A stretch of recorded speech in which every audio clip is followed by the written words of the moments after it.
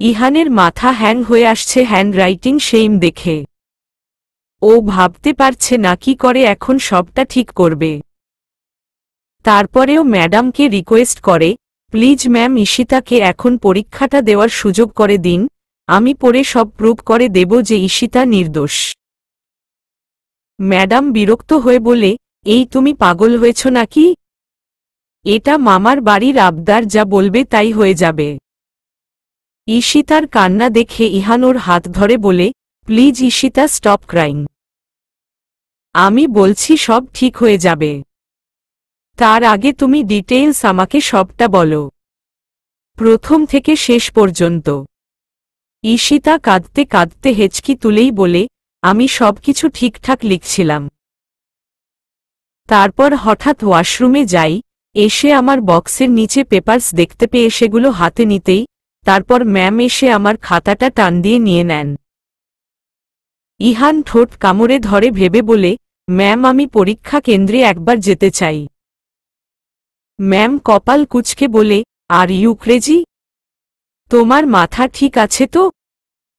তুমি একজন স্টুডেন্ট হয়ে অন্য স্টুডেন্টদের হলে যেতে চাইছ, এটা ইম্পসিবল। ইহান তুই কি বলছিস এসব? আর দেখাই তো যাচ্ছে হ্যান্ডরাইটিং সেইম। তার উপরে ম্যাম নিজে হাতে নাতে ধরেছে। এখানে আমার মনে হয় ঈশিতার সাপোর্ট নিয়ে আমাদের কিছু বলা ঠিক হবে না। লিজা ইহানকে উদ্দেশ্য করে বলে। লিজার কথা শুনে ইহানের চোখ রাগে লাল হয়ে যায়, চোখ মুখ শক্ত করে বলে, সব সময় সামনে যা দেখা যায় তা সত্যি হয় না, আড়ালে অনেক কিছু থেকে যায়। প্রিন্সিপাল স্যার প্রথম পরীক্ষা হওয়ায় পরীক্ষার কেন্দ্র ভিজিট করতে আসছিলেন, ওনার সাথে আরও একজন সিনিয়র টিচার ছিলেন। এদিক দিয়ে আসতে গিয়ে জোরে জোরে কথা বলা শুনে বিষয়টা জানার জন্য এগিয়ে আসেন, এসে দেখেন ইহান অনেকটা রাগান্বিতভাবে একজন ম্যাডামের সাথে কথা বলছেন। উনি ভ্রু কুঁচকে ভাবতে থাকেন, ইহানকে ভালো করেই চেনেন টপ স্টুডেন্ট হওয়ায়। আর ভালো করেই জানেন ইহান অনেক পলাইট বয়। কোনো কারণ ছাড়া একজন শিক্ষকের সাথে এভাবে গলা তুলে নিশ্চয় কথা বলবে না। তাই প্রিন্সিপাল ওদের মাঝে গিয়ে গলা খাকারি দিয়ে বলেন, কি হয়েছে এখানে? আর মিস সাবরিনা আপনি এখন এখানে কেন? প্রিন্সিপাল স্যারকে দেখে সবাই চুপ করে যায়, সাবরিনা ম্যাম বলতে থাকে সব। ওনার কথা শুনে প্রিন্সিপাল বলেন, এই অবস্থায় তো পরীক্ষা দিতে দেওয়ার কোনো রুলস নেই। ইহান নিচু স্বরে প্রিন্সিপালকে উদ্দেশ্য করে বলে, স্যার আপনি আমাকে পারমিশন দিলে আমি একবার ওই কেন্দ্রটা চেক করতে চাই। সাবরিনা ম্যাডাম ফোরন কেটে বলে, স্যার এই ছেলের মাথা ঠিক নেই। এতক্ষণ ধরে আমি ওকে এই একটা জিনিসই বোঝাতে পারছি না। ম্যাডামের কথার মাঝেই প্রিন্সিপাল বলেন, স্টপ মিস সাবরিনা। আর ইহান তুমি চলো আমার সাথে, আমি কেন্দ্র ভিজিট করতেই চাচ্ছি। ইহান কৃতজ্ঞ হয়ে বলে, থ্যাংক ইউ স্যার। ইহান যাওয়ার সময় নীরার দিকে তাকিয়ে বলে, নীরা তুই ঈশিতার দিকে লক্ষ্য রাখিস, আমি না আসা পর্যন্ত ওকে একলা ছাড়িস না। নীরা ইশারায় বলে, ওকে। তুই চিন্তা করিস না, আমি আছি। ইহান পরীক্ষা কেন্দ্রে গিয়ে চারপাশে চোখ বুলাতে থাকে, ফারিয়ার পিছনের সিটটা খালি দেখে বোঝে ওখানে ঈশিতার সিট ছিল। ফারিয়ার মন খারাপ আর টেনশন হচ্ছে, না জানি ঈশিতার এখন কি অবস্থা হয়েছে। হঠাৎ প্রিন্সিপাল স্যারের সাথে ইহানকে ওদের রুমে আসতে দেখে ফারিয়া ইহানের দিকে তাকিয়ে থাকে। ইহান ফারিয়ার দৃষ্টি দেখে বুঝতে পারে ফারিয়া ঈশিতার কথা বলতে চাইছে, তাই ইহান ইশারায় বোঝাতে থাকে, তুমি পরীক্ষা দাও, টেনশন করো না, আমি আছি ঈশিতার জন্য। হঠাৎ ইহানের দৃষ্টি রুমের এক কোণে গিয়ে আটকায়। তারপর প্রিন্সিপাল এর উদ্দেশ্যে বলে, স্যার আমি সিসিটিভি ফুটেজ চেক করতে চাই। প্রিন্সিপাল ইহানের কথা শুনে ওর দিকে তাকিয়ে বলে, গুড আইডিয়া, চলো আমার রুমে, ওখানের মনিটর থেকে ফুটেজ চেক করবে। ইহান দেরি না করে সাহেলকে সাথে নিয়ে দ্রুত প্রিন্সিপালের রুমে গিয়ে সিসিটিভি ফুটেজ চেক করতে থাকে। এখন থেকে আধা ঘন্টা ব্যাকে যায়। ঈশিতা যখন ওয়াশরুমে যাওয়ার জন্য দাঁড়ায় ওখান থেকে ভালো করে লক্ষ্য করতে থাকে ইহান আর সাহেল। ঈশিতা ওয়াশরুমে যাওয়ার পর ওর বাম পাশে বসা মেয়েটা হঠাৎ তার বক্স খুলে পেপারস বের করে ঈশিতার বক্সের নিচে রাখে সবার আড়ালে। এটা দেখে প্রিন্সিপাল সহ বাকি সবাই অবাক হয়। ইহান ওই ভিডিওটুকু সাথে সাথে ওর ফোনে নিয়ে নেয় আর প্রিন্সিপালের উদ্দেশ্য বলে, স্যার, এই ভিডিওটুকু আমি ওই কেন্দ্রের সবার সামনে দেখাতে চাই, প্লিজ পারমিশন মি। প্রিন্সিপাল কিছুক্ষণ ভেবে বলে, ওকে, ঠিক আছে। 10 মিনিটসের জন্য পরীক্ষা স্টপ রাখতে বলবে আর বলবে এই 10 মিনিটস পরে অ্যাড করে দেওয়া হবে। Thank you very much sir. আর স্যার, ঈশিতার যে সময় লস হয়েছে কাইন্ডলি যদি ওই সময়টুকু ওর জন্য বাড়িয়ে দিতেন। ইহানের কথা শুনে প্রিন্সিপাল বলেন, নিশ্চয় বাড়িয়ে দেওয়া হবে। মিস সাবরিনা, আপনি একটা কাজ করবেন, জান্নাতুল ফেরদৌস ঈশিতার লস হওয়ার সময় কাউন্ট করে ওকে সেই সময় দিয়ে দেন, খাতা নিবেন কেমন? ম্যাডাম ঢোক গিলে বলে, ওকে স্যার। নীরা ঈশিতার হাত ধরে আছে। পাশে আহিল, লিজা দাঁড়িয়ে আছে। লিজা অনেকটা টেনশনে আছে, বুঝতে পারছে না ইহান ঠিক কি করতে যাচ্ছে। হঠাৎ ইহান এসে ঈশিতার হাত ধরে পরীক্ষা রুমে নিয়ে যায়। বাকিরাও ওদের পিছে যায়। একজন স্যার সবার উদ্দেশ্যে বলেন, student please stop writing for 10 minutes. এই 10 মিনিটস পরে দেওয়া হবে। তারপর স্যার ইহানকে ইশারা করে ভিডিওটা দেখাতে। সবাই ভিডিওটা দেখে অবাক হয়ে যায়। ফারিয়া অনেক খুশি হয়। যাক, ঈশিতা এবার পরীক্ষা দিতে পারবে ভেবে। যেই মেয়েটা এমন করেছে তাকে উদ্দেশ্য করে ইহান বলে, ইউ কাম ফাস্ট। মেয়েটা ভয় ঢোক গিলতে থাকে। লিজা দরজার পাশে দাঁড়িয়ে মনে মনে বলে, ও শিট, সিসিটিভি ক্যামেরা ছিল এই রুমে। মেয়েটি বের হয়ে এগিয়ে আসতেই ইহান অগ্নি রূপ নিয়ে এগিয়ে যেতে নিলে সাহেল ইহানের হাত ধরে টান দিয়ে ফিসফিসিয়ে বলে, কুল ডাউন ইহান। স্যারেরা আছে, ওনারা বিষয়টা হ্যান্ডেল করবে। তুই এখানে রিয়াক্ট করিস না। সাহেলের কথা শুনে ইহান ফোঁস করে নিঃশ্বাস ছেড়ে বলে, তুমি এরকমটা কেন করেছ? আর পেপারসগুলো কোথায় পেয়েছ? মেয়েটি চুপ করে থাকায় ইহান ধমক দিয়ে বলে, আনসার মি। তখন মেয়েটি কান্না শুরু করে আর বলে, ঈশিতার নোট খাতা বাইরে ছিল, ওখান থেকে পেপারসগুলো নিয়েছিলাম। এরকম করার কারণ কি? আর তোমার সাথে কি কেউ যুক্ত আছে এই ব্যাপারে? ইহান বলে। দরজার কাছ থেকে লিজা মেয়েটির দিকে ইশারা করাই। মেয়েটি দ্রুত বলে, না, কেউ নেই আমার সাথে এই ব্যাপারে। মেয়েটাকে অনেক জিজ্ঞেস করার পরও কোনো মুখ খোলেনি। পরে স্যারেরা মিলে মেয়েটিকে এক্সপেল করে আর ঈশিতাকে পরীক্ষায় বসতে বলে। ঈশিতা সিটে বসলে ইহান ওর পাশে গিয়ে দাঁড়িয়ে বলে, সব টেনশন দূর করে ফ্রি মাইন্ডে পরীক্ষা দেও, আমি আছি বাইরে। অল দ্য বেস্ট বলে ইহান সহ বাকিরা বেরিয়ে আসে। Please listen to me, start to write now. একজন টিচার সকল স্টুডেন্টদের উদ্দেশ্যে বলে। আহিল, সাহেল সহ সবাই চলে গিয়েছে। ইহান একা একা বসে ভাবছে, হঠাৎ ওই মেয়েটা ঈশিতার ক্ষতি করতে গেল কেন? ঈশিতার উপর ওর রাগটা কিসের? না এর পিছনে অন্য কেউ আছে? এসব কিছুর রহস্য আমাকে উদ্ঘাটন করতেই হবে।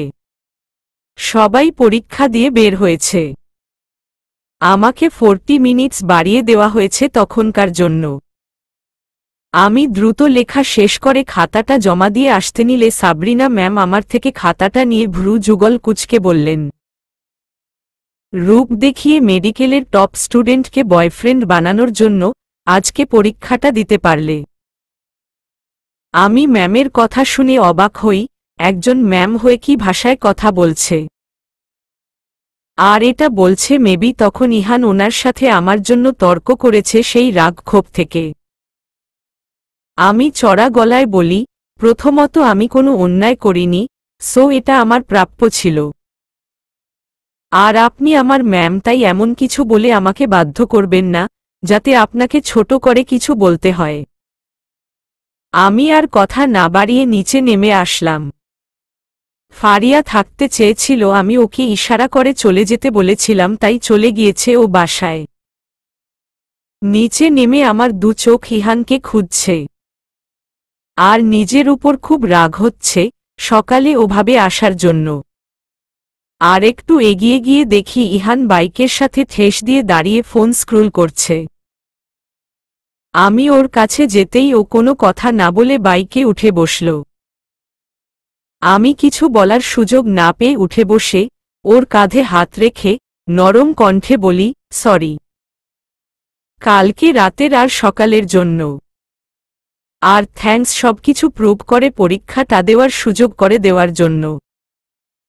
আমার কথাগুলো মনে হয় ইহানের কানে ঢুকেনি। ও কোনো কথাই রেসপন্স করল না।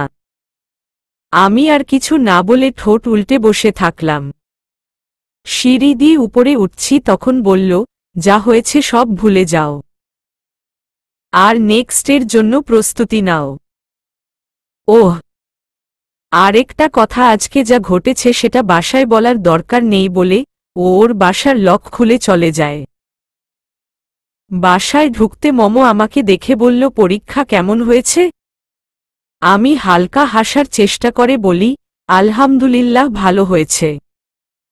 রুমে এসে শাওয়ার নিয়ে লাঞ্চ করে শুয়ে আছি। কালকে এক্সাম নেই, তার পরের দিন আছে বায়োকেমিস্ট্রি, তাই এখন একটু ঘুম দিয়ে নেই। বিকেলে ফোনের শব্দে ঘুম ভাঙ্গে, দেখি ফারিয়া ফোন করেছে। ওর সঙ্গে কথা বলে দেখি 5টা বেজে গিয়েছে। এতক্ষণ ঘুমিয়েছিলাম। ফ্রেশ হয়ে এসে ফোনটা হাতে নিয়ে ভাবলাম ইহানের কাছে কল করি। পরপর 2বার কল দেওয়ার পরও ইহান রিসিভ না করাই ভাবলাম ও কি রেগে আছে আমার উপর, সেই জন্য ফোন তুলছে না তো। কিছুক্ষণ ভেবে সিদ্ধান্ত নিলাম ওদের বাসায় যাই। বায়োকেমিস্ট্রি বইটা হাতে নিয়ে রুম থেকে বের হলাম। কলিং বেল চেপে দাঁড়িয়ে আছি। খালামনি এসে দরজা খুলে দিল। আমাকে দেখে খালামনি মিষ্টি হাসি দিয়ে বলল, তোর তো পরীক্ষা ছিল আজ, তা কেমন হয়েছে? আমি ভেতরে আসতে আসতে বলি, ভালো হয়েছে। ইয়াকে দেখছি না যে। খালামনি, কোথায় ইয়া? তুই দাঁড়িয়ে কেন, বসো। ইয়া কোচিং এ গিয়েছে, সন্ধ্যার আগেই আসবে। আমি ছোট করে বলি, ওহহ। আমার হাতের বইয়ের দিকে ইশারা করে খালামনি বলে, বই কেন তোর হাতে? আমি জিহ্বা দিয়ে ঠোঁট ভিজিয়ে বলি, আসলে খালামনি পরশু বায়োকেমিস্ট্রি পরীক্ষা, তো তাই একটা চ্যাপ্টার বুঝতে সমস্যা হচ্ছে, তাই ভাবলাম তোমার ছেলের কাছ থেকে বুঝে নিয়ে আসি।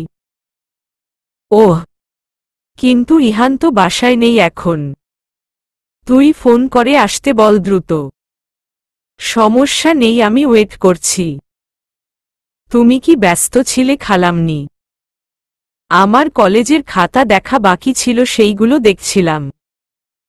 কালকের মধ্যে সব শেষ করা লাগবে তো, সেই জন্য। তা ঈশিতা, তুই টিভি দেখ, না হয় আমি খাতাগুলো দেখা শেষ করি। ওকে খালামনি, কোনো সমস্যা নেই। তুমি আগে তোমার কাজগুলো শেষ করো। খালামনি রুমে যাওয়ার পর আমি ইহানের রুমে চলে আসি। বইটা ইহানের পড়ার টেবিলের উপর রাখতে গিয়ে দেখি ইহানের ফোন টেবিলের উপর। ও, তার মানে ইহানের কাছে ফোন নেই, সেই জন্য কল রিসিভ করতে পারেনি। ঘুরে ঘুরে রুমটা দেখতে লাগলাম। আমার চোখ আটকে যায় দেওয়ালে থাকা ইহানের একটা ছবিতে। গাড়ির সামনে হেলান দিয়ে দাঁড়িয়ে ফোন দেখছে আর পিছনে নদীর পানি। মনে হয় পদ্মার পার থেকে ছবিটা তুলেছে। আমার ছবি দেখার মাঝেই দেখি ইহান রুমে ঢুকছে। কপাল কুঁচকে আমার দিকে একবার তাকিয়ে আবার দৃষ্টি সরিয়ে নিয়ে শার্টের বোতাম খুলতে থাকে। কোনো কিছু না বলে টি শার্ট আর ট্রাউজার নিয়ে ওয়াশরুমে চলে গেল। আমি ভাবলাম ওয়াশরুম থেকে আসতে আসতে আমি ততক্ষণে কফি বানিয়ে নিয়ে আসি। কিচেনে গিয়ে 2 মগ কফি হাতে ইহানের রুমে এসে দেখি ইহান বিছানায় শুয়ে কপালে হাত দিয়ে চোখ বন্ধ করে আছে। আমি পাশে দাঁড়িয়ে হালকা কেশে এহেম করাই ইহান চোখ খুলে তাকায়। আমি কফির মগটা ওর দিকে বাড়িয়ে দিয়ে বলি, আপনার কফি। ইহান উঠে বসে বলে, তোমার আজ কি হয়েছে?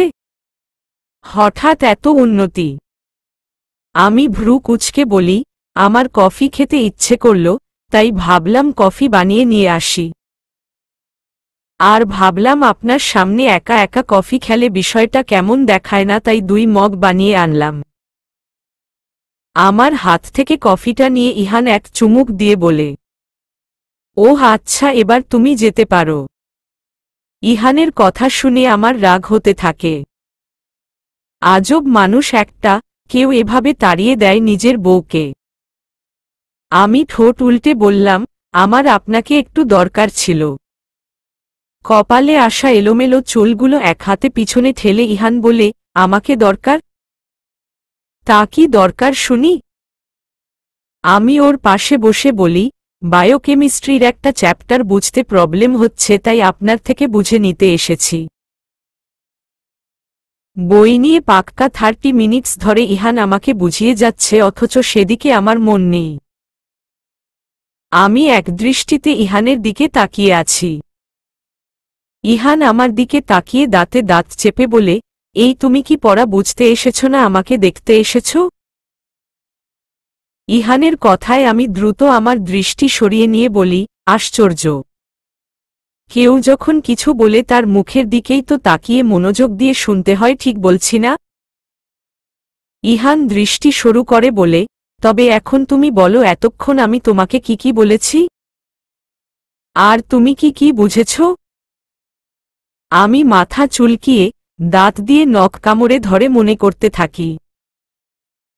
5 মিনিটস পার হয়ে যাওয়ার পরও আমি কিছু না বলতে পারায় ইহান আমার দিকে তাকিয়ে ঠোঁট কামড়ে ধরে নিঃশব্দে হাসতে থাকে।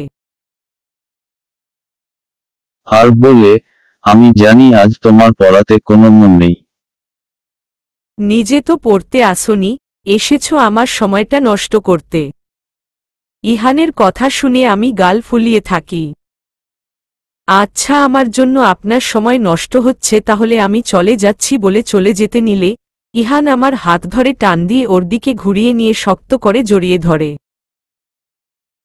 এক হাতে আমার কোমর জড়িয়ে ধরে, আরেক হাত দিয়ে আমার কপালে আসা চুলগুলো সরিয়ে দিয়ে লিপ কিস করে। এমন সময় হঠাৎ ইয়ারুমের ভিতরে আসতে গিয়ে এক হাত চোখে ধরে বলে, এই আমি কিন্তু কিছু দেখিনি।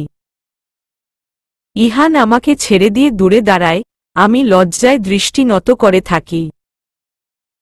ইহান দাঁতে দাঁত চেপে বলে, কারো রুমে আসতে গেলে যে নক করে আসতে হয় তা তোর কমন সেন্স নেই। বলে ইহান বেকনিতে চলে যায়। এতদিন তো তোর রুমে নক না করেই আসতাম। আমি তো ভুলেই গেছিলাম এতদিন তুই সিঙ্গেল ছিলি, আর এখন? ইয়াকে থামিয়ে দিয়ে আমি বলি, কোচিং থেকে কখন আসছো তুমি? ইয়া মুচকি হেসে বলে, এই তো একটু আগে। এসে আম্মুর সাথে দেখা হতেই বলল, তুমি এসেছ, ভাইয়ার রুমে আছো।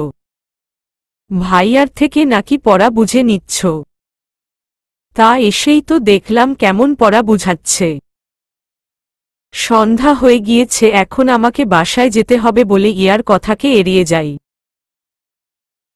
খালাম্নিকে বলে আসি বলে ইহানের রুম থেকে বের হতে নিলে ইয়া মুখটা শুকনো করে বলে, আমি মাত্রই আসলাম আর তুমি এখনই চলে যাবে? তোমার সাথে তো কোনো গল্প করাই হলো না। আমি হালকা হাসার চেষ্টা করে বলি, আমার তো অনেক পড়া বাকি আছে, তাই এখন যেতেই হবে, প্লিজ তুমি মন খারাপ করো না। ইয়া ঠোঁট উল্টিয়ে বলে, আচ্ছা ঠিক আছে। আমি না আসলে তো বরের সাথে ঠিকই সময় কাটাতে। ইয়ার কথার মাঝেই খালামনি আমাকে ডাকতে থাকে। খালামনির ডাক শুনে আমি স্বস্তির নিঃশ্বাস ছেড়ে মনে মনে বললাম, যাক, এই মেয়ের হাত থেকে বাঁচলাম, এমন সব কথা বলে আমাকে যা বেকায়দায় ফেলছিল। ইয়াকে উদ্দেশ্য করে বলি, খালামনি ডাকছে, আমি শুনে আসি দ্রুত। আমি গিয়ে দেখি খালামনি কিচেনে ফ্রিজ থেকে গোশ বের করছে। আমাকে দেখে বলে, ঈশিতা, তোর মম বলেছিল তোরা নাকি তোর মামার বাড়ি যাবি। তা কবে যাবে ঠিক করেছে তোর মম? আমি কিছুক্ষণ ভেবে বলি, মেবি আমার এক্সাম শেষ হলে যাবে। তোমরাও তো যাচ্ছ আমাদের সঙ্গে? খালামনি কাজ করতে করতে বলে, আমি শিওর হয়ে বলতে পারছি না। আমার কলেজ থেকে ছুটি পেলে তবেই যেতে পারবো, এছাড়া নয়। খালামনি, আমি এখন আসি তাহলে। খালামনি আমার দিকে কপাল কুঁচকে বলে, আসি মানে? এখন যেতে পারবি না। আমি তোর জন্য রান্না করছি, যেতে হলে একবারে ডিনার করে যাবি কেমন? আজকে নয়, অন্য আরেকদিন ডিনার করব, আজকে যেতে দাও প্লিজ। আর মনে মনে বলি, এখন তুমি বলছো ডিনার করে যেতে, আর আরেকটু পর তোমার ছেলে আবদার করবে রাতটা থেকে যেতে। তাই এখনই খালামনিকে ম্যানেজ করে যেতে হবে। বলছিলাম কি খালামনি, ঢোক গিলে বলি, আমার তো পড়তে হবে। তাই তুমি জোর করো না প্লিজ। তখন তো তোর হাতে বই দেখলাম। বই নিয়েই তো এসেছিস, তাই তুই পড়তে থাক। আমি রান্না করছি। শেষ হলে তুই খাওয়া দাওয়া করে দেন বাসায় যাবি। এত অনেক দূর না যে যেতে সমস্যা হবে। আর দূর হলেও কি সমস্যা ছিল না, ইহানকে দিয়ে পাঠিয়ে দিতাম। খালামণির কথায় আমি ফোঁস করে নিঃশ্বাস ছেড়ে বলি, আচ্ছা ঠিক আছে। কারণ জানি খালামনি কিছুতেই না খেয়ে আসতে দিবে না। আমি ইয়ার রুমে বসে পড়ছি। খালামনি ইহানের রুমে গিয়ে পড়তে বলেছিল। আমি যাইনি ওর রুমে, কারণ ওর সামনে থাকলে ঠিকমতো পড়তে পারব না। ইয়া ওর অ্যাসাইনমেন্ট কমপ্লিট করছে। ইহান রুমের বাইরে এসে ঈশিতাকে না দেখতে পেয়ে ভাবতে থাকে ঈশিতা চলে গিয়েছে। ডাইনিং এ গিয়ে জগ থেকে পানি ঢেলে ঢকঢক করে খেয়ে দেখে আয়েশা বেগম রান্না করতে ব্যস্ত। সেদিকে এগিয়ে গিয়ে বলে, এই সময় এত কি রান্না করছো আম্মু? আয়েশা বেগম শাড়ির আঁচল দিয়ে কপালের ঘামটা মুছে ফেলে বলেন, তেমন কিছু না, ভাবলাম ঈশিতা তো কাচ্চি বিরিয়ানি খেতে ভালোবাসে, তাই ওর জন্য কাচ্চি বিরিয়ানিটাই রান্না করছি। তা তোমার বৌমা তো চলে গিয়েছে, খাবারটা গিয়ে দিয়ে আসতে হবে নাকি আবার? আয়েশা বেগম ভ্রু কুঁচকে বলেন, যায়নি তো, ও আছে ইয়ার রুমে বসে পড়ছে। ইহান আর কিছু না বলে ওখান থেকে চলে আসে। আর ইয়ার রুমে গিয়ে দেখে ইয়া আর ঈশিতা বই সামনে খোলা রেখে গল্প করছে। ইহান রুমে ঢুকে হালকা গলা খাকারি দিয়ে বলতে থাকে, এই জন্য এই রুমে এসেছ যাতে পড়া বাদ দিয়ে গল্প করতে পারো?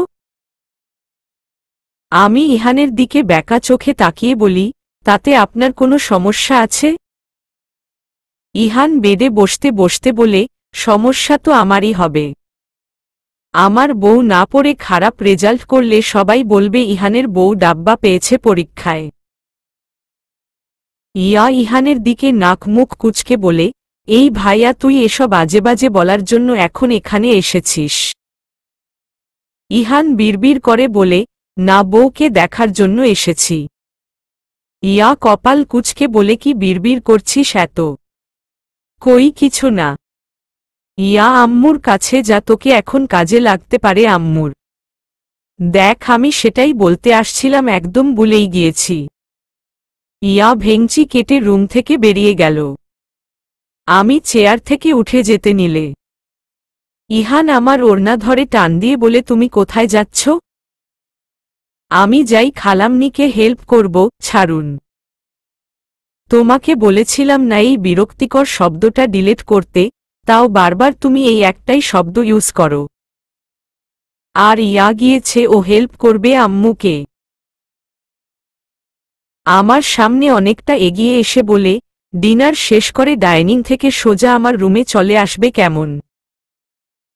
ফার্দার যেন বলা না লাগে এটা, মাইন্ড ইট, বলে আমার ঠোঁটে হালকা কামড় দেয়। আমি রাগান্বিত দৃষ্টিতে তাকালে আমাকে ছেড়ে দিয়ে বিছানায় বসে পড়ে। আপনি দিন দিন খুব অসভ্য হচ্ছেন। বউয়ের কাছে যে পুরুষ অসভ্য নয় সে আসলে পুরুষই নয়। আমি ভেঙচি কেটে ওখান থেকে চলে আসি। আমি ইহান একসাথে বসে খাবার খাচ্ছি। খাবার চিবাতে চিবাতে বলি, অসাধারণ হয়েছে খালামণি। তোমার রান্না সত্যি অনেক সুন্দর হয়। খালামণি আমার দিকে তাকিয়ে একটা মিষ্টি হাসি দিল। ইহান খেতে খেতে বলল, দেখতে হবে না আম্মু টাকার। খাবার শেষ করে চিন্তায় আছি কি করব। ইহান একটু আগে ওর রুমে চলে গিয়েছে। খালামণিকে তখন বলেছি ডিনার করে চলে যাব, এখন যদি থেকে যাই তাহলে বিষয়টা কেমন দেখাবে। মনে মনে সিদ্ধান্ত নিলাম, ইহান তো ওর রুমেই আছে, এখনই আমি চলে যাই ওকে না জানিয়ে। এটা ভেবে উঠে দাঁড়াতে নিলে খালামণি একটা বড় বক্স আমার হাতে ধরিয়ে দিল। আমি বক্সটার দিকে ইশারা করে বলি, এতে কি আছে? খালামণি মৃদু হেসে বলল, ইরফানের জন্য খাবারটা নিয়ে যা। এসবের কি দরকার ছিল? আমার কথার উত্তর না দিয়ে খালামণি বলল, চল আমি তোর সাথে যাচ্ছি। যতক্ষণ না আমি রুমে ঢুকলাম ততক্ষণ খালামণি আমার সাথেই আমাদের দরজার সামনে দাঁড়িয়েছিল। মম দরজা খুলে আমাদেরকে দেখে খালামণিকে ভিতরে যেতে বলল, কিন্তু খালামণি অনেক রাত হয়েছে বলে আসলো না। সামনাসামনি আমাদের আর ইহানদের ফ্ল্যাট। 3 তলায় 2 ইউনিট, এক ইউনিটে আগে থেকেই ইহানরা থাকে আর আমরা এসে ওদের সামনের ইউনিটে উঠেছি। আর নিচের ইউনিটগুলা ভাড়া দেওয়া। আমি বাসায় ঢুকেই দেখি ভাইয়া সোফায় বসে স্পোর্টস দেখছে। আমাকে দেখে ভ্রু যুগল উঁচিয়ে বলে, ইস্যু বুড়ি, তোর তো দেখছি কোনো লজ্জা নেই। একাই ধ্যাং ধ্যাং করে শ্বশুর বাড়ি চলে যাস। পেট পেলে খেয়ে আসিসই তো আবার সাথে করে খাবার নিয়ে আসিস। থামবি তুই ভাইয়া। আমি খাবার আনতে চাইনি, খালামণি জোর করে তোর জন্য দিয়েছে। জানে তো তুই খুব পেটুক, সেই জন্য বক্সে করে দিয়ে দেছে। আর আমি আমার খালামণির বাসায় গিয়েছিলাম, নট শ্বশুর বাড়ি। আমি গলা ঝেড়ে আরো বলি, শ্বশুর বাড়ি সেদিনই হবে যেদিন সবাইকে জানিয়ে যাব, তার আগে নয়। বলে বক্সটা ভাইয়ার হাতে ধরিয়ে দিই। ট্রি টেবিলের উপর থাকা ভাইয়ার ফোনটা বেজে উঠল। ভাইয়া ফোনের দিকে তাকিয়ে আবার আমার মুখের দিকে চাইল। আমি ভাবলাম ফোনটা তুলে ওর কাছে দেই। ফোনটা যেই ধরতে গিয়েছি অমনি ভাইয়া আরো দ্রুত বেগে হাত দিয়ে ফোনটা তুলে নিল। আমি কপাল কুঁচকে বলি, এমনভাবে ফোনটা আমার থেকে সরালি মনে হলো কি যেন গুপ্তধনের সন্ধান আমি জেনে যাব। ভাইয়া ঠোঁটে ঠোঁট চেপে বলে, অন্যর ফোন রিসিভ করার তোর এত কিউরিওসিটি কেন শুনি? ভাইয়ার কথায় অবাক হয়ে বলি, এই তোর ফোন তো এর আগেও আমি কতবার ধরেছি, কই তখন তো তুই এমনটা বলিসনি। আমার কথার মাঝেই রিংটা বেজে কেটে যায়। ভাইয়া বিরক্ত হয়ে বলে, গেল তো কলটা কেটে। বলে ভাইয়া ওর রুমে চলে যায়। আর আমিও দাঁড়িয়ে ভাবতে থাকলাম, ডাল মে কুচ কালা হে। তবে যাই হোক, আমাকে এটা উদ্ঘাটন করতেই হবে। ইরফান রুমে গিয়ে কল ব্যাক করে। ফোনের ওপাশ থেকে মিষ্টি কণ্ঠস্বর ভেসে আসে ঠিকই, কিন্তু সাথে কান্না জড়িত। ইরফান অবাক হয়ে বলে, মিস আলিশা, আপনি কান্না করছেন কেন? কি হয়েছে সবটা খুলে বলুন। ভেজা গলায় আলিশা বলে, আজকে আমাকে পাত্রপক্ষ দেখতে আসছিল। তারা একটু আগে ফোন দিয়ে জানিয়েছে তারা নাকি এই সপ্তাহেই বিয়েটা পড়িয়ে রাখতে চায়। আর পাত্র আমার মামার পরিচিত হওয়ায় বাবা মাও রাজি হয়েছে। আপনি কিছু একটা করে বিয়েটা আটকান প্লিজ। ইরফান আর আলিশা ফোনে মাঝে মাঝেই কথা বলতো। সমস্যা কোথায়, বিয়েটা করুন। আর আমি বিয়েটা আটকাতেই বা যাব কেন? আপনি একটা ছেলে হয়ে বুঝতে পারছেন না আমি আসলে কি বলতে চাইছি? ইরফান ভাবলেশহীনভাবে জবাব দেয়, না। বুঝতে পারছি না। আলিশা অবাক হয়ে বলে, আপনি আমাকে ভালোবাসেন কিনা তা বলেননি কখনো। আমিও বলিনি, তবে এই কয়েক মাসে আপনার সাথে কথা বলে আপনার প্রতি ভালোবাসা জন্মেছে আমার মনে। অজান্তেই ভালোবেসে ফেলেছি আপনাকে। সেটা আজ আমার অন্য জায়গায় বিয়ের কথা উঠাতে স্বীকার করতে বাধ্য হচ্ছি। আর এই বিয়েটা করা সম্ভব নয় আমার দ্বারা। ইরফান শুধু আলিশার মুখের থেকে ভালোবাসি কথাটা শোনার জন্য না বোঝার অ্যাক্টিং করেছিল। ইরফান ঠোঁট কামড়ে ভেবে বলে, আপনি চিন্তা করবেন না, আমি সবটা সামলে নেব। রাতে ঘুমানোর আগে ইহান ফোন করে বলেছে, আমি ওর কথা ভায়োলেট করেছি। তখন ওভাবে ওকে না বলে এসে আমি বিষয়টা বুঝিয়ে বলাতে আর তেমন কিছু বলেনি। সকালে ঘুম থেকে জেগেই ভেবেছিলাম কিভাবে ভাইয়ার ফোনটা নিব আর চেক করতে হবে, কিছু তো একটা গড়বড় আছেই। কিন্তু পারিনি, ভাইয়া সকাল সকাল আজ অফিসে চলে গিয়েছে। তাও আবার ব্রেকফাস্ট না করেই, কি নাকি জরুরি কাজ আছে। ঘড়ির কাঁটায় বিকেল 5:30 বাজে। ড্রয়িং রুমের সোফায় বসে ফোনে গেমস খেলছি আর চিপস খাচ্ছি। হঠাৎ কলিং বেলের শব্দ হওয়ায় মম বলল, ঈশিতা, যা দেখত, কে আসলো এখন? মম, আমি এখন খেলার যে পর্যায়ে আছি উঠা যাবে না, তুমি একটু খুলে দাও না। মম রুম থেকে বের হয়ে এসে বলে, খেলা কি একটু বাদ দেওয়া যায় না? এখানেই বসে আছে অথচ অলসতা করে উঠবে না। বলতে বলতে মম দরজা খুলে দেয়। মম দরজা খুলে ইহানের নাম নেওয়াতে আমি কপাল কুঁচকে সেদিকে তাকাই আর দেখি মম ইহানকে ভেতরে আসতে বলছে। আর ইহান আসতে আসতে আমার দিকে তাকিয়ে বলছে, ঈশিতার নাকি একটা টপিক বুঝতে সমস্যা হচ্ছে। আমাকে ফোনে বলল, তাই ভাবলাম এখন ফ্রি আছি, যাই বুঝিয়ে দিয়ে আসি। ইহানের কথা শুনে আমি অবাক হই। এসব কিছু যেন আমার মাথার উপর দিয়ে যাচ্ছে। আমি কখন ফোনে এসব বললাম? ভালো করেছি শেষে। আর ঈশিতা যে অলস, নিজে থেকে সরবে নড়বে না। কেন কিছু বোঝার থাকলে তোর থেকে যে বুঝে নিয়ে আসতে পারে। কিন্তু ওই যে অলস, কষ্ট করে যাবে না। ঈশিতা, ইহানকে রুমে নিয়ে যা। আমি নাস্তা রেডি করছি বলে মম কিচেনের দিকে পা বাড়ায়। ইহান আমার দিকে তাকিয়ে মিটমিট করে হাসতে থাকে। আমি নাক মুখ কুঁচকে বলি, এসব কি হলো? ইহান আমার কথার উত্তর না দিয়ে সোজা গটগট করে আমার রুমে গিয়ে শটান হয়ে শুয়ে পড়ে। আমি বিছানায় বসে বলি, আপনি না আমাকে পড়া বুঝাতে আসছেন তাহলে এভাবে শুয়ে পড়লেন কেন? আর মম এর কাছে মিথ্যে বললেন কেন? ইহান আমার কোলে মাথা রেখে শুয়ে বলে, বাদ দেও এসব, আগে স্বামী সেবা কর। আমার চুলগুলো টেনে দাও তো একটু। আর রইল মিথ্যে বলা লোক, লজ্জার ভয় নিজের বিয়ে করা বউয়ের কাছে আসতেও মিথ্যে বলতে হয়। আমি চুলের মধ্যে বিলি কেটে বলি, আপনার আবার লজ্জা আছে নাকি? ইহান ঠোঁট কামড়ে ধরে বলে, বলতে পারো নেই। সেটা শুধু তোমার কাছে। এর মধ্যে ইহানের ফোন বেজে উঠে। ইহান ফোন রিসিভ করে। ফোনের ও পাশ থেকে আহিল বলে, আরে ভাই, আমরা ওয়েট করছি তোর জন্য কখন থেকে, তা তুই কি করছিস? আসছিস না যে এখনো? আমি বউয়ের কোলে মাথা রেখে শুয়ে আছি, তার মাঝে তুই ফোন দিয়ে ডিস্টার্বও করলি। ফাজলামি বাদ দিয়ে বল, আসছিস কিনা?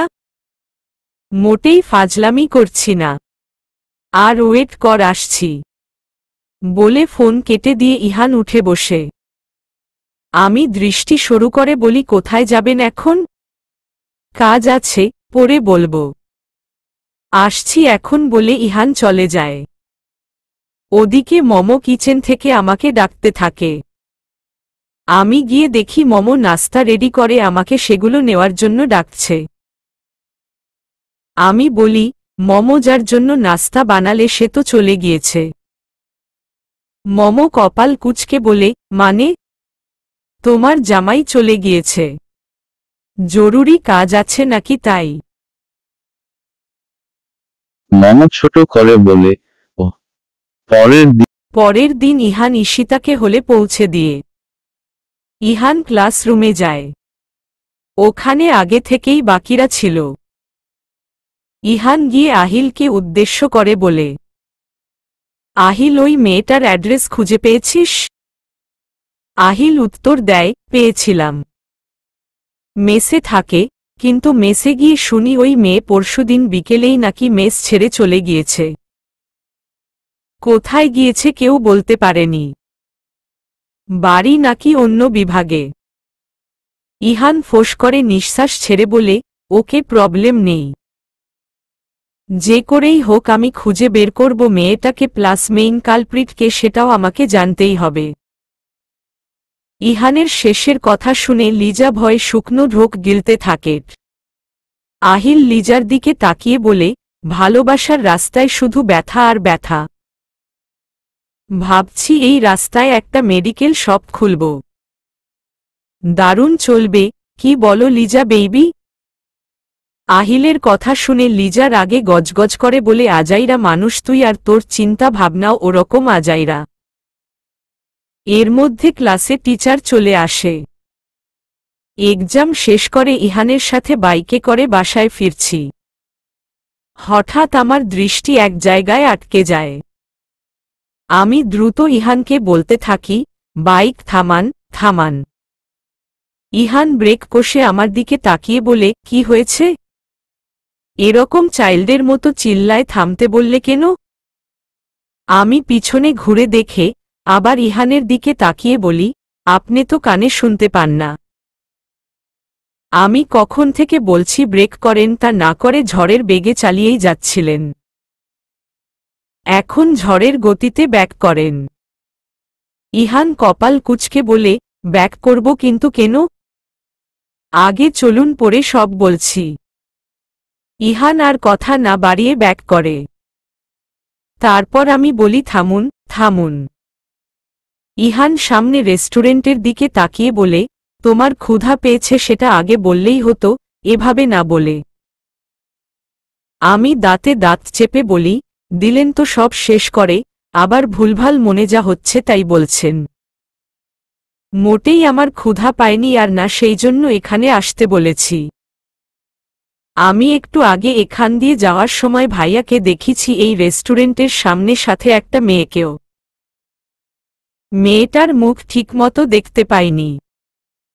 আপনি যদি ঠিক সময় ব্রেক করতেন তাহলে হাতে নাতে ধরতে পারতাম। এখন তো দেখছি চলে গিয়েছে ওরা। এখানে হাতে নাতে ধরার কি আছে? ইরফান ওর গার্লফ্রেন্ডকে নিয়ে রেস্টুরেন্টে আসতেই পারে। তাতে তোমার প্রবলেমটা কোথায় শুনি? আশ্চর্য! আমার ভাইয়া একটা মেয়েকে নিয়ে রেস্টুরেন্টে ঘুরছে ফিরছে, আমি সেটা নিজে চোখে দেখেছি। এখন মেয়েটা কে তার পরিচয় জানতে হবে না? আমার পেটে কোনো কথা বেশিক্ষণ ধরে রাখতে পারি না। না বলা পর্যন্ত স্বস্তি পাই না, তাই বাসায় এসেই দ্রুত মোমের কাছে গিয়ে বলতে থাকি, দেখি মমো মাত্রই শাওয়ার নিয়ে বের হয়েছে। মমো, আমি না, আমি না। কি আমি না, আমি না করছিস? কি বলতে চাইছিস ভালো করে বল। শুকনো ঢোক গিলে বলতে থাকি, মেডিকেল থেকে আসার পথে ভাইয়াকে দেখেছি একটা রেস্টুরেন্ট থেকে বের হতে। মমো চুল মুছতে মুছতে বলে, তাতে সমস্যা কোথায়? রেস্টুরেন্টে যেতেই পারে। আরে সবটা আগে বলতে তো দাও। ভাইয়া একা নয়, ওর সাথে একটা মেয়ে ছিল। মমো চোখ মুখ কুঁচকে বলে, তুই ঠিক দেখেছিস তো? অবশ্যই ঠিক দেখেছি। ভাইয়া আসলে পরে ওর থেকেই তুমি জিজ্ঞেস করো কেমন। মমো মনটা খারাপ করে বলে, কত শখ ছিল একটা মাত্র ছেলে। তার জন্য নিজে পছন্দ করে মিষ্টি একটা মেয়ে আনব। আর এখন এসব কি শুনছি? আমি মনে মনে বলি, এই রে বলে কি ভুল করে ফেললাম নাকি? তারপর মোমের উদ্দেশ্যে বলি, আরে সমস্যা কোথায়, বিয়ে তো আর করেনি। এখন না হয় তুমি খোঁজ খবর নিয়ে বিয়েটা দিয়ে দাও। মমো টাওয়েলটা বেকনিতে রাখতে যেতে যেতে বলে, আগেই তুই তোর ড্যাডের কাছে এসব বলিসনি কেমন? আমি ইরফানের সাথে এ ব্যাপারে কথা বলে শিওর হয়ে নেই যে তুই ঠিক দেখেছিস কিনা। আমি কথা না বাড়িয়ে রুমে এসে শাওয়ার নিতে ওয়াশরুমে চলে যাই। রাতে পড়া শেষ করে ডিনার করতে যাই। মমো চুপচাপ খাবার সাজাচ্ছে। আমি ভাইয়ার রুমের দিকে তাকিয়ে আছি। ভাইয়া আসলে পরেই আমি শুরু করব আমার গোয়েন্দাগিরি। ড্যাড অফিসের কাজে 2 দিনের জন্য ঢাকা গিয়েছে। ভাইয়া এসে চেয়ার টেনে বসতেই আমি ওর দিকে ভ্রু কুঁচকে তাকিয়ে থাকি। এই ইস্যু, এভাবে আমার দিকে তাকিয়ে আছিস কেন? আমাকে দেখতে সার্কাসের মতো লাগছে নাকি? সেই জন্য তুই এমনভাবে তাকিয়ে আছিস? সার্কাস তো সামনে আছে ব্রো, ওয়েট কর দেখতে পারবি। এই কি শয়তানি ফন্দি এঁটেছিস বলতো?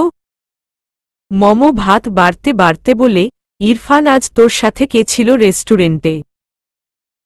ভাইয়া ভ্রু যুগল উঁচিয়ে আমার দিকে তাকিয়ে আবার মোমের দিকে তাকিয়ে বলে, কে বলেছে তোমাকে এটা?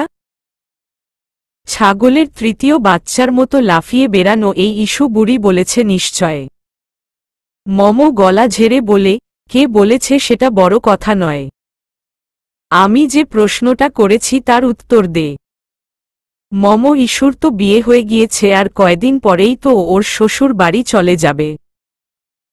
তখন তুমি তো একা হয়ে যাবে। তাই ভাবছিলাম তোমাকে যাতে একা না থাকতে হয় সেই ব্যবস্থারই চেষ্টা করছি। ভাইয়ার কথা শুনে অবাক হয়ে ওর দিকে ডাবডাব করে তাকিয়ে বলি, এই তোর লজ্জা করছে না মোমের সামনে এটা বলতে? আমাকে থামিয়ে দিয়ে মমো বলে, ঈশিতা তুই থামো, আমি বলছি। আমি মনে মনে খুশি হলাম, যাক মমো এবার ভাইয়াকে একটু বকবে। আমাকে অন্তত একটিবার ওর গার্লফ্রেন্ডের কথা বলতে পারত। একটা ছবি দেখিয়ে বলতে পারত, দেখতো তোর ভাবি হিসেবে একে কেমন মানাবে। বলেনি জন্য আমার খুব রাগ হচ্ছে। আমাকে ভুল প্রমাণিত করে দিয়ে মমো বলে, মেয়েটার নাম কি? বাসা কোথায়? ছবি আছে? ভাইয়া নাম ঠিকানা বলে ওর ফোন বের করে একটা ছবি বের করে ফোনটা মোমের দিকে দিল। আমি এক হাত বাড়িয়ে ফোনটা নিতে গেলে ভাইয়া ফোনটা সরিয়ে নিয়ে বলে, তোকে দেখাবো না। মমো ভাইয়ার কাছ থেকে ফোন নিয়ে ভাইয়াকে ধমক দিয়ে বলে, থামবি তুই? আর ঈশিতা নে দেখ তুই আগে। ছবি দেখে আমার মোমের দুজনেরই খুব পছন্দ হয়েছে। আমি মজা করে ভাইয়াকে বললাম চলনসই। আমার কথার মাঝেই ভাইয়া বলল, মমো একটা সমস্যা হয়েছে, ওর বাড়ি থেকে অন্য জায়গায় বিয়ে ঠিক করেছে। সেই ব্যাপারেই ডিটেইলস বলতে আমার সাথে দেখা করতে আসছিল আজ রেস্টুরেন্টে। মমো কিছু সময় চিন্তা করে বলে, বিয়ে ঠিক হয়েছে, হয়তো আর যায়নি। আচ্ছা ওর বাড়ির নাম্বার দে, আমি আগে ফোনে কথা বলে দেখি। ভাইয়া আলিশার বাসার নাম্বার দিল। আর সবটা বলল কিভাবে ওদের ফার্স্ট দেখা হয়েছিল। আমি ভাইয়ার মুখ থেকে সবটা শুনে মুচকি হেসে বলি, এত দেখছি একদম বাংলা সিনেমার হিরো হয়ে গিয়েছিস তুই। আমি রুমে এসে বিছানায় শুতে নিলে মমো এসে আমাকে ডাকতে থাকে। দরজা খুলে দিলে মমো ভেতরে এসে বলে, এই মাত্রই আলিশার মায়ের সাথে কথা বলেছি। ভদ্র মহিলা বলেছেন ইরফানকে তো উনি দেখেছেন, তা ওনার আগে থেকেই বেশ পছন্দ ইরফানকে। তবে ওনার স্বামী কি করবেন এটা ভেবে উনি শিওর হয়ে কিছু বলতে পারেননি। আর ও বললেন আমরা যেন কালকে এসে আলিশার বাবার সাথে কথা বলি। যদি আলিশার বাবা রাজি হয় তাহলে ওনার কোনো অমত নেই ওদের বিয়ে দিতে। তা এখন আমি তোর ড্যাডের সাথে ফোনে কথা বলে যা সিদ্ধান্ত নিলাম তা হলো, কালকে আমরা আলিশাদের বাসায় যাব। মমো কালকেই যাব? ড্যাড তো নেই, দেরি করলে সমস্যা হবে। যারা আলিশাকে দেখে গিয়েছে তাদেরকে কথা দিয়ে দেওয়ার আগেই আমাদের যেতে হবে। আলিশার মা নিজে এটা বলেছেন ফোনে আমাকে। তোর ড্যাডকে এটা বলায়, ও নিজেই বলেছে কালকে যেন আমরা সবাই যাই। পারলে রিং পরিয়ে আসি যেন, এটাও বলেছে। ঈশিতা, তোর এক্সাম কবে আবার? আমার এক্সাম আবার আছে পরশু, ফিজিওলজি। আচ্ছা, তাহলে তো সমস্যা নেই। আর ইহানকে বলে রাখিস কালকে আমাদের সাথে যাওয়ার কথা। আমি তোর খালাম্নিকে সকালে গিয়ে জানাবো, এখন এত রাতে আর যেতে চাচ্ছি না। আমি ঠোঁট কামড়ে ধরে বলি, মমো, ইহানের তো কালকে থেকে ফাইনাল ইয়ারের এক্সাম শুরু হবে, ও মনে হয় যেতে পারবে না। মমো কিছু সময় ভেবে বলে, আমরা বিকেলে যাব। ও তো ততক্ষণে এক্সাম দিয়ে চলে আসবে। তাহলে আপাতত সব প্রবলেম সলভ হলো। এখন ভালোই কালকে আলিশার বাবা রাজি হলেই হলো। মমো চলে যেতে নিয়ে আবার ফিরে এসে বলে, ইহানকে আমি জানাইনি। তুই কিন্তু এখনই ফোন করে জানিয়ে দিস সবটা। আমি শুয়ে ফোনটা নিয়ে ইহানের কাছে কল করি। ফোন রিসিভ করে ইহান বলে, হ্যাঁ বলো। কি করছেন? পড়ছিলাম। রাত 12:30 বেজে গেছে। তুমি ঘুমাওনি এখনো? ঘুমালে নিশ্চয় ফোন দিয়ে কথা বলতে পারতাম না। আজব প্রশ্ন মনে মনে বলি। দাঁতে দাঁত চেপে বলি, না, ঘুমায়নি। আপনি ডিনার করেছেন? না। এত রাত হয়েছে এখনো ডিনার করেননি কেন? খাবার খেলে ঘুম পায়, সেই জন্য একেবারে পড়া শেষ করে খাবার খেয়ে দেন ঘুমাবো। ওহ, খালাম্নি তো মনে হয় এতক্ষণে ঘুমিয়ে পড়েছে। আপনি একাই খাবার বেড়ে খান? একাই বেড়ে খেতে হয়। বউ থাকতেও করুণ জীবন কাটাচ্ছি। বউ তো ঠিকই সময় মতো খেয়ে দিয়ে শুয়ে আছে। আর তার বর যে এখনো না খেয়ে আছে সেদিকে তার কোনো খেয়ালই নেই। আশ্চর্য। আমি মনে হয় আপনার কাছে আছি যে আপনাকে ছাড়া খেয়ে নিয়েছি। মাঝে মাঝে এসেও তো খবর নিতে পারো। বাদ দেন এসব উদ্ভট কথাবার্তা, আর যে কারণে ফোন দিয়েছি সেটাই তো বলা হয়নি এখনো। আমি শর্টকাটে ভাইয়ার কথা সবটা বললাম। ইহান শুনে বলল, এটা তো ভালো কথা। আমি স্লো ভয়েসে বলি, শুনুন। এত আদুরে গলায় বলো না প্লিজ, তাহলে এখন তোমাকে ছাড়া থাকা আমার জন্য কষ্ট হয়ে যাবে। ধ্যাত ফাজলামো বাদ দেন, বলছিলাম কি কালকে আমাদের সবাইকে ভাইয়ার হবু শ্বশুর বাড়িতে যেতে হবে। মমো আপনাকেও যেতে বলেছে। আমি যেতে পারবো না। কালকে আমার এক্সাম আছে। বিকেলে যাব তো, এক্সাম দিয়ে এসে যাবেন। সম্ভব নয়। কারণ গ্যাপ নেই, তারপরের দিনই এনাটমি এক্সাম। তাই আমার যাওয়াটা পসিবল নয় জান। আর আমি যেহেতু যাচ্ছি না, সো তোমারও যাওয়া দরকার নেই। আমার ভাইয়ের বিয়ের জন্য মেয়ে দেখতে আমি যাব না। এটা কোনো মতেই সম্ভব নয়। এত মানুষ যাওয়ার কি আছে শুনি? খালাম্নি, আমার আম্মু, ইয়া, ইরফান তো যাচ্ছেই। তুমি না গেলেও চলবে। আমি ঠোঁট ফুলিয়ে বললাম, আমি আপনার মতো অত ব্রিলিয়ান্ট স্টুডেন্ট না, আর আমার অত পড়ার চাপও নেই, সো আমার যেতে কোনো প্রবলেমও নেই। ইহান দাঁতে দাঁত চেপে বলে, আচ্ছা তোমার যা খুশি তাই করো, তবে আমি যেতে পারবো না। বলে ফোন রেখে দেয়। আলিশার মা তহমিনা বেগম সকাল থেকেই খুব ব্যস্ত সময় পার করছে, বাড়ি ঘর সব পরিষ্কার করাই। এক কাপ চা হাতে সোফায় বসা ওনার স্বামীর কাছে এগিয়ে আসেন। খবরের কাগজে মুখ ডুবে আছেন আলিশার বাবা আলতাফ সাহেব। তহমিনা বেগম গলা খাকারি দিয়ে বলে, এই যে তোমার চা। নিউজ পেপারের দিকে তাকিয়েই চায়ের কাপটা নেন নিজের স্ত্রীর কাছ থেকে। তহমিনা বেগম ভয় ভয় বলতে থাকেন, শুনছ, তোমাকে না জানিয়ে আমি একটা কাজ করে ফেলেছি। চশমাটা খুলে স্ত্রীর মুখের দিকে চেয়ে বলেন, কি করেছ? ওই যে তোমাকে বলেছিলাম না, আলিশাকে একটা ছেলে বাঁচিয়েছিল। ওই ছেলের মা রাতে ফোন দিয়ে বলেছেন আমাদের আলিশাকে ওনার ছেলের বউ করে নিতে চান। গলা ঝেড়ে আলতাফ সাহেব বলেন, কিন্তু এটা এখন কি করে সম্ভব? তোমার ভাই তো সেদিনকার পাত্রপক্ষকে কথা দিয়ে দিয়েছে অলরেডি। তুমি সে ব্যাপারে চিন্তা করো না, আমি ভাইজানকে বুঝিয়ে বললে ওনাদেরকে না করে দিবে। আর ওনাদেরকে পাকা কথা দেওয়া হয়েছিল না তো?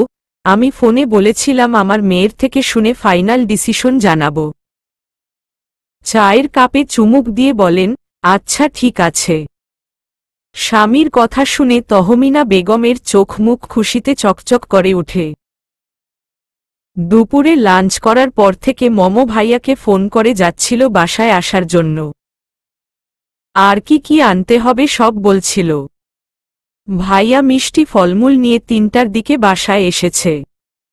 আমি রুমে বসেই ছিলাম, হঠাৎ মমো এসে বলল, ঈশিতা 3:30 বেজে গিয়েছে, এখনো বসে আছিস যে, রেডি হয়ে নে। গাড়িতে যেতে আবার সময় লাগবে না।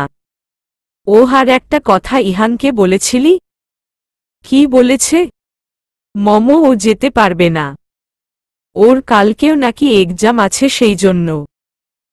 তোর ডাডো এখানে নেই এখন, ইহানও যদি না যায় তাহলে কেমন দেখায় না? শুধু ইরফান আর আমরা মেয়েরা গেলে কেমন দেখায়? তুই না বলতে পারিস? আমি ইহানকে বলছি। আচ্ছা দাঁড়াও, আমি আরেকবার ওকে বলে নিই। আচ্ছা। আর তাড়াতাড়ি রেডি হয়ে নে। বলে মমো চলে যায়। আমি ফোন দিয়ে বলি, আপনি কোথায়? ফোনের ওপাশ থেকে ইহান বলে, কেন? মমো আপনাকে যেতেই বলেছে। মোমের একমাত্র বোনের একমাত্র ছেলে, আবার একমাত্র মেয়ের একমাত্র জামাই না গেলে বিষয়টা নাকি কেমন দেখায়, তাই আপনাকে ছাড়া মমো রাজি হচ্ছে না যেতে। সো এখন কি করবেন ভেবে দেখুন, বাকিটা আপনার ইচ্ছা। বলে আমি ফোন রেখে দেই। মেরুন কালারের একটা 3 পিস পরেছি। চুল খোলাই রাখছি। আয়নার সামনে দাঁড়িয়ে ভাবছি ইহান কি যাবে? যে একরোখা ও মনে হয় না যাবে। এসব ভাবনার মাঝেই মমো ডাকতে শুরু করল।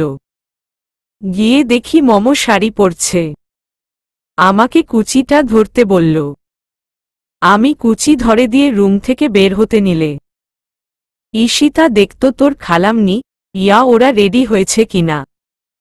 আমি তো খানিক আগেই বলে আসছিলাম রেডি হতে। তুই গিয়ে একটু তাড়া দিয়ে আয় কেমন? মোমের কথা শুনে রাগ হতে থাকে, আমি এখন যাই আর ইহান আমাকে কথা শোনানোর সুযোগ পাক। আর আমাকেও না যাওয়ার জন্য ফোর্স করবে। এসব ভেবে বললাম, তুমি যাও, আমার এখনো কমপ্লিট হয়নি। আমি, মমো, ইয়া, খালামনি নিচে নামছি। ভাইয়া নাকি গাড়িতে আছে। ইয়া একটা লাল টুকটুকে গাউন পরেছে। আমাকে জিজ্ঞেস করছে ওকে কেমন লাগছে গাউনটায়। সত্যি ওকে সুন্দর লাগছে, ফর্সা গায়ে দারুণ মানিয়েছে লাল রংটা। আমি আর ইয়া একসাথে হাঁটছি, নিচে গিয়ে দেখি ইহান এক হাত পকেটে দিয়ে আরেক হাত গাড়ির দরজার উপর দিয়ে দাঁড়িয়ে আছে। ভাইয়া ইশারা করল মমো আর খালামনিকে আমাদের গাড়িটায়, মানে আমার ড্যাডের যে গাড়ি আছে ওটাই উঠতে। আর ইহান ওদের গাড়ির সামনে আছে। আমি ইহানকে পাশ কাটিয়ে আমাদের গাড়ির কাছে যেতে নিলে ইহান বলে, ওদিকে কোথায় যাচ্ছ? দরজার দিকে ইশারা করে, যাও ওঠো। আর ইয়া তুই ইরফানদের সাথে যা। ইয়া এই গাড়িতে যাক, আমি ভাইয়াদের সাথে যাচ্ছি। বলে এগোতে নিলে আমার হাতে টান পড়ে, তাকিয়ে দেখি ইহান হাত ধরে আছে। বেশি কথা না বলে যা বলছি ফাস্ট তাই করো। আমি আর কিছু না বলে সোজা গাড়িতে উঠে পড়লাম আর ইয়া ওই গাড়ির সামনে গিয়ে বসল। ইহান সিট বেল্ট বাঁধতে বাঁধতে বলল, এত মানুষ কখনো একসাথে যায় একজনের বাসায়? ওনারা একসাথে এতজনকে দেখলে কি ভাববে? কি ভাববে আবার? আমরা কি রোজ রোজ যেতে যাব নাকি? আর আপনার এত প্রবলেম হলে যাচ্ছেন কেন শুনি? ড্রাইভ করতে করতে বলে, আমি না গেলে তো তুমি গাল ফুলিয়ে থাকবে, সেই জন্য শেষমেশ যেতেই হচ্ছে। ভাইয়ার গাড়ি আগে, ভাইয়া যেহেতু বাসা চেনে আর আমরা পিছনে।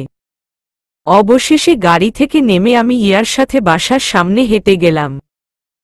কলিং বেল চাপতেই ইয়ার বয়সী একটা মেয়ে এসে দরজা খুলে দিল। আমরা ভিতরে গিয়ে বসলাম। আমার এক পাশে ইয়া, অন্য পাশে ভাইয়া বসেছে। খালামনি মম এক সোফায়। আমি বাইরের দিকে বারবার তাকাচ্ছি, ইহান এখনো ঢুকেনি বাসার ভেতর। ভাবছি আসবে না নাকি। এসব ভাবার মাঝেই ইহান এসে দাঁড়াতেই ভাইয়া সরে বসে ইহানকে বসতে বলল। তহমিনা বেগম আলতাফ সাহেবকে পরিচয় করিয়ে দিলেন সবার সাথে। তারপর ভাইয়াকে উদ্দেশ্য করে জিজ্ঞেস করল, এরা সব কি হয় ভাইয়ার? ভাইয়া মম, খালামনিকে পরিচয় করিয়ে দিল। আমার দিকে ইশারা করে বলল, এটা আমার ছোট বোন ঈশিতা। ইয়াকে দেখিয়ে বলল, আমার কাজিন। ইহান কেউ বলল, আমার কাজিন হয়। আমি মাঝে বসে গরমে হাঁসফাঁস করছি। ইহান বসে ফোন স্ক্রোল করছে। যে মেয়েটা দরজা খুলে দিয়েছিল এইটা আরিশা ভাবির ছোট বোন। আরিশা ভাবিকে নিয়ে আসলো। ভাবি যেহেতু হবে সেই জন্য আগে থেকেই ভাবি বলছি। শাড়ি পরেছে, মাশাল্লাহ দেখতে খুব সুন্দর লাগছে। সবাই টুকিটাকি কথা বলছে, ভাবিকে এটা সেটা প্রশ্ন করছে, কিসে পড়ে এসব কিছু আর কি। আমাদের সামনে নাস্তা দিল। আন্টি আমার দিকে বাড়িয়ে দিল একটা ফলের প্লেট। আমি নিয়ে ইয়াকে ইশারায় নিতে বললাম, তারপর ইহানের দিকে ইশারা করে নিতে বলায় ও আমার দিকে তাকিয়ে ফিসফিসিয়ে বলল, তুমি খাও, খাওয়ার জন্যই তো এসেছো তুমি, তাই আমারটাও তুমি খেয়ে নাও। এসব মেয়েলি গল্প গুজব কখন শেষ হবে, আর কখন এখান থেকে যেতে পারবো সেই টেনশনে আছি আমি। ইহানের কথা শুনে গাল ফুলিয়ে বসে রইলাম। ভাবির মা খুব মিশুক আর একটু বেশি কথা বলে আমার কাছে মনে হল। আমাকে জিজ্ঞেস করল, তা ঈশিতা আম্মু তুমি কিসে পড়াশোনা করো? আমি হালকা হাসার চেষ্টা করে বলি, RMC-তে। ওহ, ভালো তো। আমার বাবুটা মানে আমার ছেলে আলিশার বয়সে। ও তো বাংলাদেশ কৃষি বিশ্ববিদ্যালয় ময়মনসিংহ থেকে পড়েছে। এই তো কয়েক মাস হল BCS লাইভ স্টকের চাকরি করে। আর আলিশা তো রাবিতে পড়ে। আমি মনে মনে বলি, কোনো কিছু জিজ্ঞেস করিনি তাই এত কিছু বলছেন, আর প্রশ্ন করলে থামবেই না মনে হয়। মম আন্টিকে উদ্দেশ্য করে বলে, আপনাদের কোনো অসুবিধা না হলে আমরা আজকেই রিং পরাতে চাচ্ছি। আন্টি হাসি মুখে বলে, না আমাদের কোনো আপত্তি নেই। তবে আপা একটা কথা বলতে চাচ্ছি, আপনার মেয়েটাকে আমার খুব পছন্দ হয়েছে। বাবুর জন্য মনে মনে মেয়ে খুঁজছিলাম, আপনারা কিছু না মনে করলে আমার ছেলের বউ করতে চাই ঈশিতাকে। এটা শোনার সাথে সাথে ইহান তো ফোন থেকে দৃষ্টি সরিয়ে ভ্রু কুঁচকে আন্টির দিকে তাকিয়ে রইল। আমি তো ভয় ঢোক গিলতে থাকলাম। না জানি ইহান কি বলবে এখন। ইহান কিছু বলার আগেই মম ইহানকে দেখিয়ে বলে, ওই যে আমার জামাই বসে আছে। আপনার বোনের ছেলে হয় না? ইরফান তো একটু আগে এমনই বলল। মম মৃদু হেসে বলে, হ্যাঁ আমার বোনের ছেলের সাথেই বিয়ে দিয়েছি আমার মেয়ের। আন্টির ফেস দেখে মনে হলো বর্ষর একটা ছ্যাঁকা খেয়েছেন।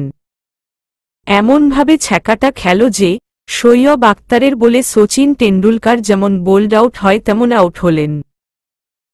আন্টি আফসোসের সুরে বলল, মেয়েটাকে দেখে বোঝা যায় না বিয়ে হয়েছে। একদম বাচ্চা বাচ্চা ফেস। ইহান বিড়বিড় করে বলে, আর কয়েকদিন পরে একজনের বাচ্চার মা হবে, আর ওনার কাছে নাকি এখনো একে বাচ্চা বাচ্চা লাগছে। চলবে ইনশাআল্লাহ।